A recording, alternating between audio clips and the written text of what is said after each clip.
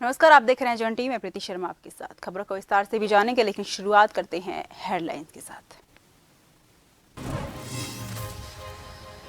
राजधानी देहरादून में रोजगार मेले का किया आयोजन। केंद्रीय रक्षा मंत्री अजय भट्ट ने किया उद्घाटन। प्रदेश के युवाओं को वितरित किए गए नियुक्ति पत्र।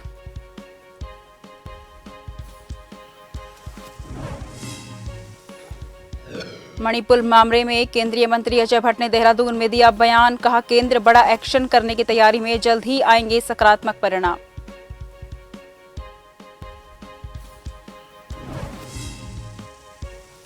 एक करोड़ की रंगदारी मांगने वाले आरोपी को किया गिरफ्तार। लक्सर पुलिस को मिली बड़ी कामयाबी। गैंगस्टर गोल्डी बराड और लॉरेंस बिश्नोई के नाम से मांगी थी रकम।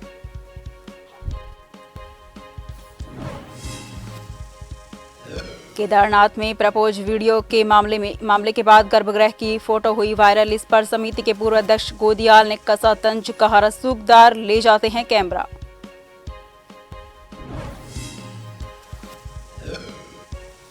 आईएमडी के उत्तराखंड के 7 जिलों में भारी बारिश की चेतावनी। आपदा प्रबंधन विभाग और जिला प्रशासन अलर्ट। उत्तरकाशी में फटा बादल। यमुनोत्री और बद्रीनाथ मार्ग कई घंटे रहा बंद।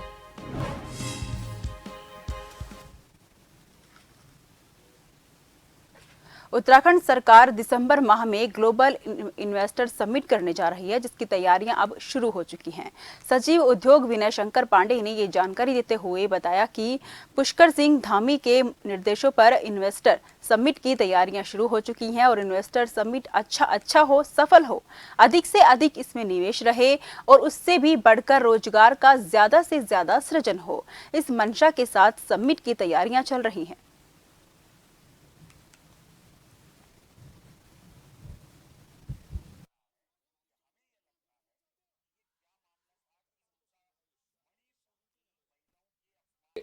मुख्य रूप से हम लोगों का जो अध्ययन का पार्ट था वो हम लोगों ने पूरा कर लिया है। और पहले भी एक बार यहाँ 2018 में एक इन्वेस्टर समिट हुई थी, तो उसके भी कुछ एक्सपीरियंसेस थे। सबको मिला जुला कर अब हम एक फाइनल शेप दे रहे हैं उसका।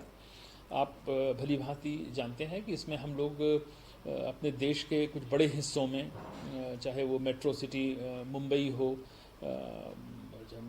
बेंगलोर हो, दिल्ली हो, चंडीगढ़ हो, यहाँ पर इन्वेस्टर्स के साथ हमारी हम लोगों की मीटिंग होगी हायर लेवल की, और वहाँ पर उनको हम बताएंगे कि आप उत्तराखंड में निवेश क्यों करें।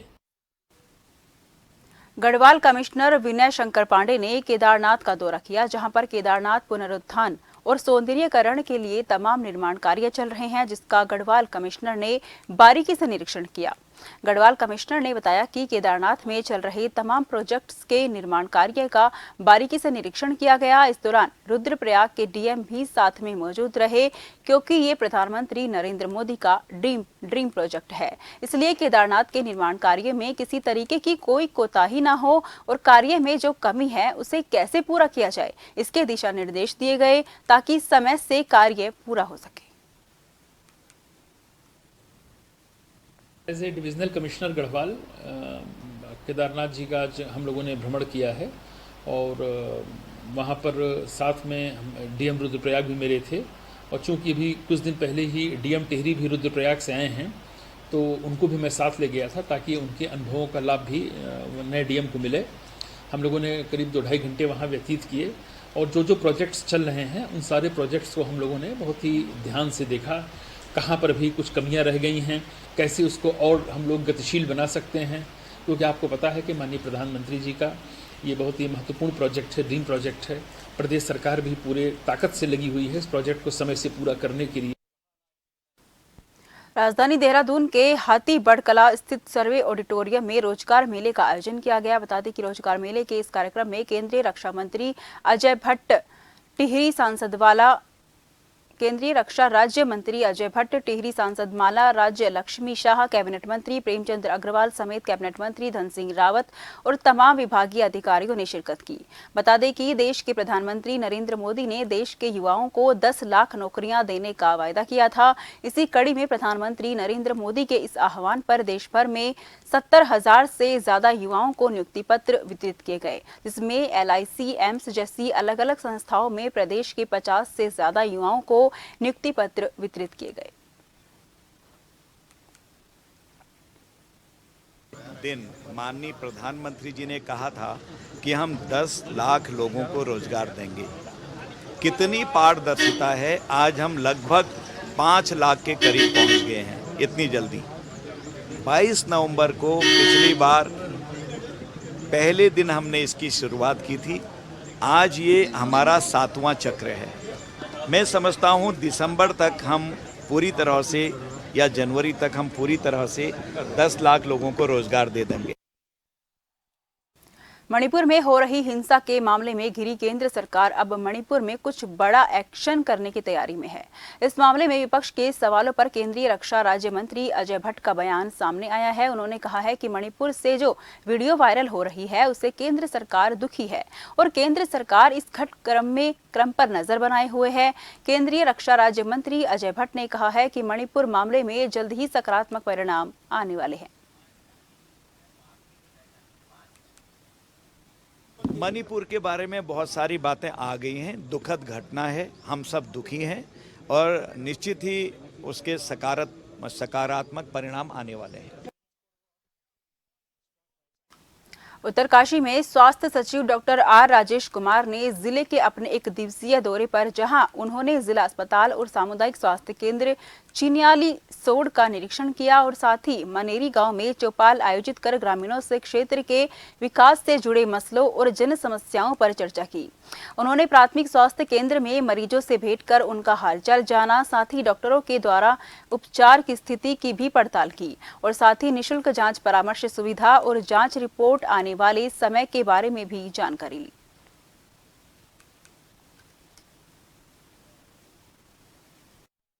सरकार जनता के द्वार कार्यक्रम के अंतर्गत जनपद उत्तरकाशी के प्रभारी सचिव के तौर पे मैं यहाँ पे आया हूँ और मैं यहाँ पे आया तो सबसे पहले चिन्याली CHC विजिट किया मैंने और अभी डिस्ट्रिक्ट हॉस्पिटल भी विजिट किया। यहाँ पे जो CMS साहब हैं, बाकी डॉक्टर साहिबान हैं मेरे साथ उपस्थित थे और हर फैसिलिटी का मौका मुआयना किया और जो भ्रष्टाचार है, मैन पावर की जो कमी है CMS द्वारा मुझे अवगत कराया गया।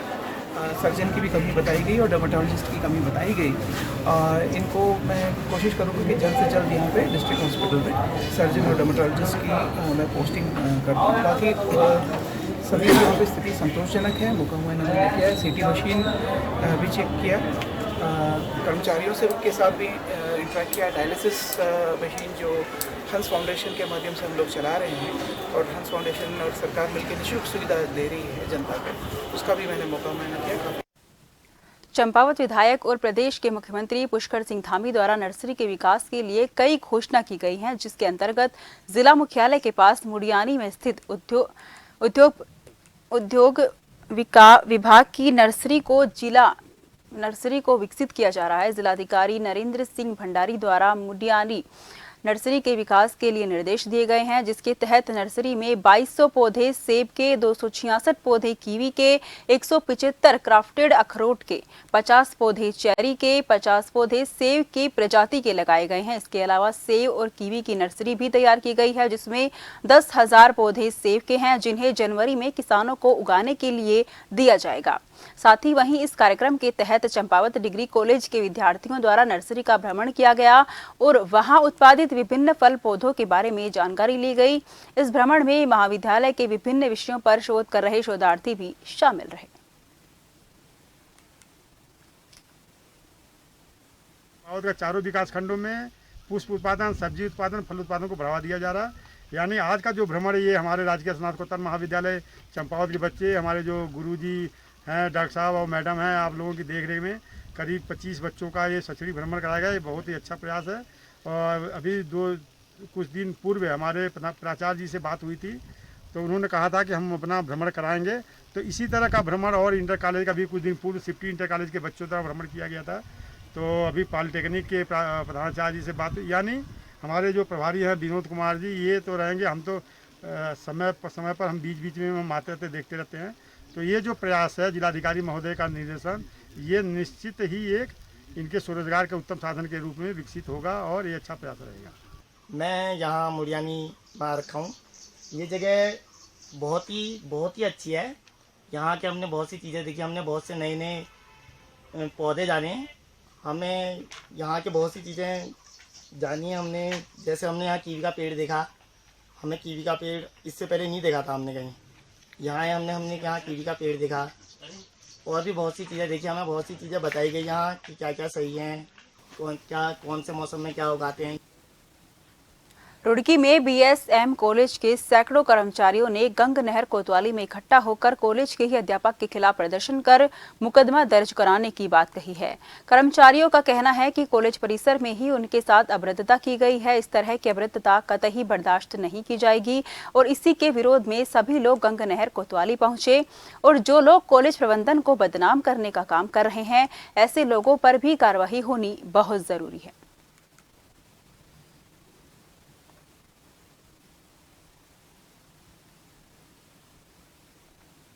संस्था को बदनाम किया जा रहा है। अभी पीछे फ्लैक्स लगी है और उन लोगों के खिलाफ एफआईआर दर्ज हुई है। तो हमारी ये मांग है कि जल्दी से जल्दी गिरफ्तार हो और इससे हमारे एडमिशन पे फर्क पड़ेगा। जुलाई का एडमिशन का टाइम चल रहा है और समाज में एक होता है कि भाई विद्यालय होता है कि आप एक सुसमाज गठित करने के लिए, यानी कि गंद फैलाने के लिए। तो हमारी ये मांग है जो ऐसे लोग हैं ब्लैकमेलिंग कर रहे हैं, इन लोगों को जल्दी से जल्दी गिरफ्तार किया जाए। डॉक्टर अनिल शर्मा जो हमारे हैं सहायक अध्यापक बीएसएम इंटर कॉलेज में, उनके खिलाफ कोई कार्रवाई नहीं हुई, ना कोई गिरफ्तारी हुई। इसलिए हम यहाँ पर आज उपस्थित हुए और उन्होंने हमारे खिलाफ भी कार्रवाई गिरफ्तारी कहा है। मेरे ही ऑफिस में बदतमीजी करना, आचरण नियमावली के विरुद्ध जाना,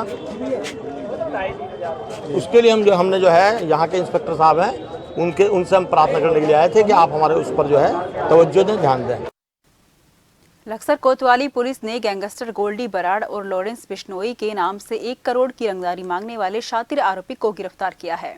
जानकारी देते हुए लक्सर कोतवाल अमरजीत सिंह ने बताया कि बीती 10 जुलाई को 1 करोड़ की फिरौती की मांग करने और फिरौती न देने पर उनके परिवार को जान से मारने की धमकी देने के मामले में मुकदमा दर्ज कराया था। मामले की गंभीरता को देखते हुए हरिद्वार एसएसपी अजय सिंह के निर्देश पर पुलिस की टीमों का गठन किया गया। गठित पुलिस की टीम के अथक प्रयासों के स्वरूप रंगदारी मांगने वाले आरोपी लोकेश कुमार को गिरफ्तार किया गया है।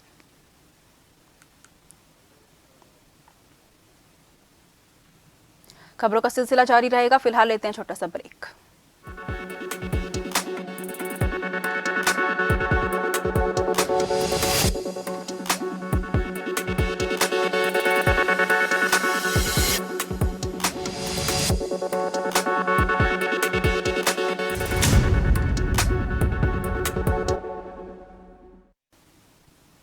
ब्रेक के बाद फिर से आपका स्वागत है। रुक करते हैं खबरों की ओर। हर साल की तरह इस साल भी जोशीमठ के बड़गांव के सरस्वती शिशु मंदिर में हरेला महापर्व बड़े ही धूमधाम से मनाया गया है। बता दें कि बड़ा गांव में सरस्वती शिशु मंदिर के द्वारा कई प्रजाति के वृक्ष हरेला महापर्व के शुभ अवसर पर लगाए गए। इस मौके पर वन विभाग के कई आला अधिकारी और अध्यापक और अध्यापिका मौजूद रहे। बता दें कि सरस्वती शिशु मंदिर के द्वारा हर साल 7 दिवसीय हरेला महापर्व मनाया जाता है और आज आखिरी दिन भी सरस्वती शिशु मंदिर के सभी नन्हे मुन्ने छात्र और छात्राओं ने मोरपंखी का वृक्ष लगाया। इस मौके पर वन दरोगा शशिकला देवी ने कहा कि उन्होंने अब तक कई वृक्ष हरेला महापर्व पर लगा दिया। वहीं इस मौके पर सरस्वती शिशु मंदिर के प्रधानाचार्य श्री अब्बल सिंह नेगी ने सभी उत्तराखंड प्रदेशवासियों को इस मौके पर धन्यवाद दिया। है मेरा आप सभी से निवेदन है कि आप सभी को हर साल एक एक वृक्ष लगाना चाहिए।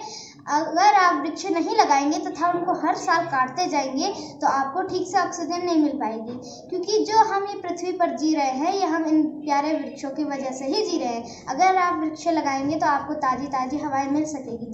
18 तारीख को पूरे गाँव वालों के साथ वृक्षारोपण किया और आज इस विद्यालय का जो साप्ताहिक जो हरेला पर्व था आज समापन है और इस समापन पर अपने मध्य में वन विभाग के कर्मचारी को बंधु आए हैं और मैं उनका स्वागत फिर पुनः अभिनंदन करता हूं और मैं समस्त ग्रामवासियों से समस्त क्षेत्रवासियों से निवेदन करता हूं कि जो वृक्ष लगे हैं उन वृक्ष तो प्रति वर्ष लगते हैं लेकिन उनका संरक्षण नहीं हो पाता है। हाल ही में बद्री केदार समिति ने केदारनाथ गर्भगृह में फोटोग्राफी और वीडियोग्राफी पूर्ण रूप से बंदित किया था। इतना ही नहीं, केदारनाथ परिसर में भी एक कपल्स द्वारा प्रपोज की वीडियोस सामने आने के बाद परिसर में भी फोटोग्राफी और वीडियोग्राफी को बैन किया गया था। इस पर बद्री केदार समिति के पूर्व अध्यक्ष और कांग्रेस के पूर्व प्रदेश अध्यक्ष गणेश गोदियाल ने खासा तंज कसा है। गोदियाल की माने तो रसूखदार लोग वहां कैमरा ले जाते हैं, फोटो और वीडियोग्राफी करते हैं, इसका जिम्मेदार आखिर कौन होता है? राज्य सरकार और बद्री केदार समिति की इस पर पूरी जवाबदेही बनती है।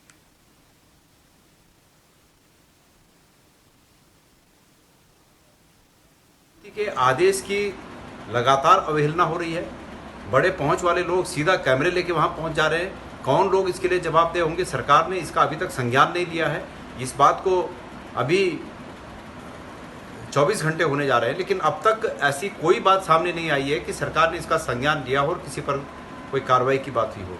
जब तक बहुत मजबूत इरादों के साथ कोई आदेश को लागू नहीं किया जाता, तब तक ये संभव नहीं है, क्योंकि बड़े बड़े लोग इसका उल्लंघन कर चुके हैं। उस ऐसे आदेशों का पूर्ववत में जो आदेश थे उनका उल्लंघन बड़े बड़े लोग कर चुके हैं, इसलिए ये और लोग भी कर रहे हैं। अभी भी मैं मानता हूँ कि सरकार मेरी बात के बाद कुछ संज्ञान ले और मंदिर समिति वहाँ पर श्री केदारनाथ जी में, श्री बद्रीनाथ जी में हमारे उन देवालयों को सुरक्षित और उनके महत्व को स्थायी रखने के लिए, उनके गरिमा को बनाए रखने के लिए जो अतीत से चले आ रहे नियम थे उनका अनुपालन करे, मैं उम्मीद करता हूँ। वसंत विहार पुलिस ने थाना क्षेत्र के अंतर्गत संचालित हो रहे स्पा सेंटरों और हुक्का बारों में छापा मारा। इस दौरान स्पा सेंटरों में अनियमितताओं पर मिलने पर उनके खिलाफ चालानी कार्रवाई कर जुर्माना वसूला गया। पुलिस ने सभी को 1 सप्ताह के भीतर व्यवस्थाएं सुधारने के निर्देश दिए हैं। कार्रवाई के दौरान हुक्का बार बंद मिले। इसके अलावा स्पा सेंटर में कार्य करने वाले कर्मचारियों के सत्यापन के संबंध में पूछताछ की गई। इस दौरान कई स्पा सेंटरों में रजिस्टर में ग्राहकों की जानकारी दर्ज नहीं थी, तो कई जगह सीसीटीवी और अन्य कमियां मिली, जिसके बाद पुलिस एक्ट 81 के तहत 5 स्पा सेंटरों का चालान कर न्यायालय को भेज दिया गया, जबकि पुलिस एक्ट 83 में चालान कर जुर्माना वसूला गया।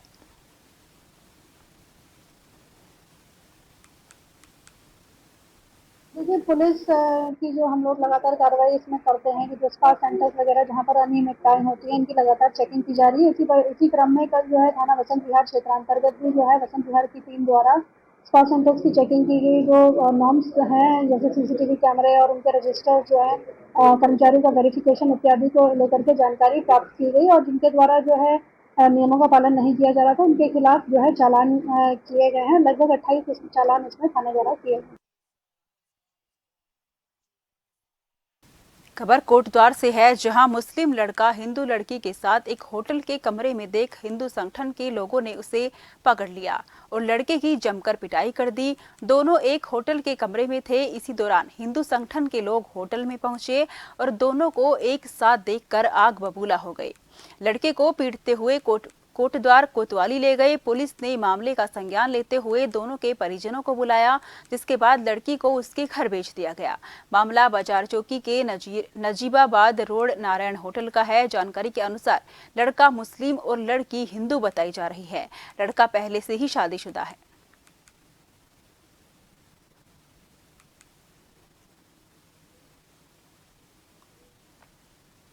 सितारगंज की ग्राम सभा बसगर में कैबिनेट मंत्री सौरभ बहुगुणा ने पशुपालन लाइव फोडर हार्वेस्टिंग शो और IFO का उद्घाटन किया। इस पशुपालन लाइव फोडर हार्वेस्टिंग शो में पंजाब एग्रीकल्चर की तर्ज पर हार्वेस्टिंग और फार्मिंग मशीनरी की प्रदर्शनी भी लगाई गई, जिसमें पशुपालकों के लिए अच्छी तकनीक की नई मशीनें, उच्च कोटि का आहार और अन्य तकनीकों को दर्शाया और बताया गया, जिससे पशुपालक दुग्ध उत्पाद बढ़ा सके, जिससे उन्हें अधिक मुनाफा हो सके। साथ ही पशुपालकों को मवेशियों से जुड़ी कई जानकारियां भी उपलब्ध कराई गई।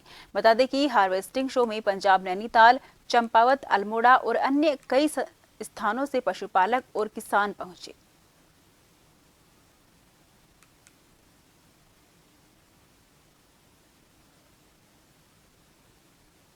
सबसे पहले बधाई दूंगा, माननीय प्रधानमंत्री जी का धन्यवाद करता हूं कि उन्होंने उत्तराखंड को जो है 3 FPO बनाने की यहाँ पर स्टार्ट करा है। जो पहला भारत का ऑल वुमेन FPO है, ये सारी हमारी मातृशक्ति है।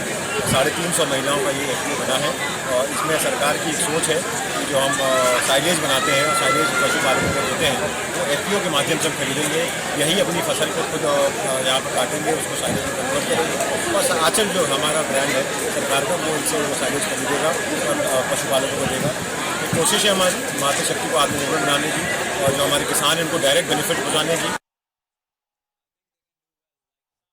चौक के पास एक ई-रिक्शा शोरूम के ताले तोड़कर चोरों ने लाखों का सामान चुरा लिया। पुलिस ने इस मामले में घटना के एक हफ्ते बाद चोरी का मुकदमा दर्ज किया। बता दें कि शोरूम के शटर के ताले तोड़कर चोर लाखों का सामान चोरी करके ले गए।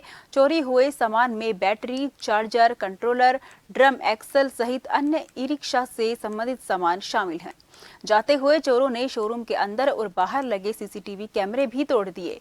मामले को गंभीरता से लेते हुए देहरादून पुलिस ने तफ्तीश शुरू की और मुकदमा दर्ज करने के कुछ दिनों में ही शोरूम में चोरी करने वालों की गिरफ्तारी कर ली गई।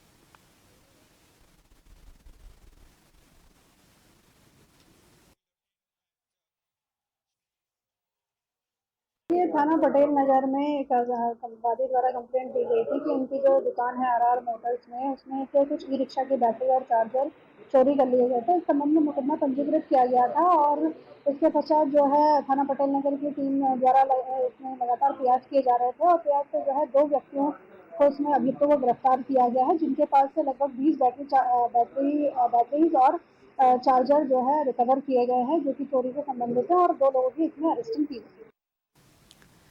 दिव्यांगजनों के लिए किसी सरकारी दफ्तर में काम करवाना अक्सर परेशानी का सबब बनता है, जिसको ध्यान में रखते हुए RTO देहरादून एक बेहतर विकल्प लेकर आया है। देहरादून RTO में जल्द ही केंद्र सरकार के निर्देश अनुसार निर्माण कार्य शुरू होने जा रहा है। RTO के पूरे ढांचे को दिव्यांगजनों की सहूलियत के अनुसार विकसित किया जाने वाला है।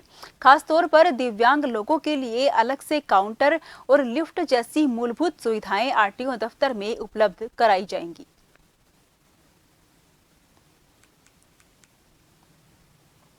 देखिए, हमारे केंद्र सरकार की मदद से RTO ऑफिस देहरादून के अंतर्गत पूरा ओवरहॉलिंग करी जा रही है, जिसके अंतर्गत हमारे यहाँ रैंप्स बनाए जाएंगे, कंपैटिबल बाथरूम्स बनाए जाएंगे, साथ में लिफ्ट लगाई जाएगी इलेक्ट्रॉनिक, ताकि RTO ऑफिस में कोई भी दिव्यांग आए या कोई बुजुर्ग व्यक्ति आए, वो RTO ऑफिस के हर सेक्शन में उसके जाने की पहुंच होनी चाहिए, वो आसानी से आकर अपने सारे काम करा सकें। अगर यहाँ पर रेस्ट भी करना चाहें तो रेस्ट भी कर सकें।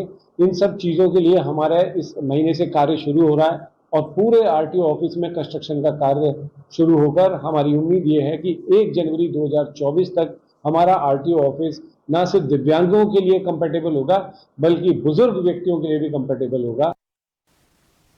फिलहाल के लिए मुझे दीजिए इजाजत। देश भर की तमाम खबरों के लिए आप लगातार देखते रहिए जन टीवी, क्योंकि हम हैं जन जन की आवाज़।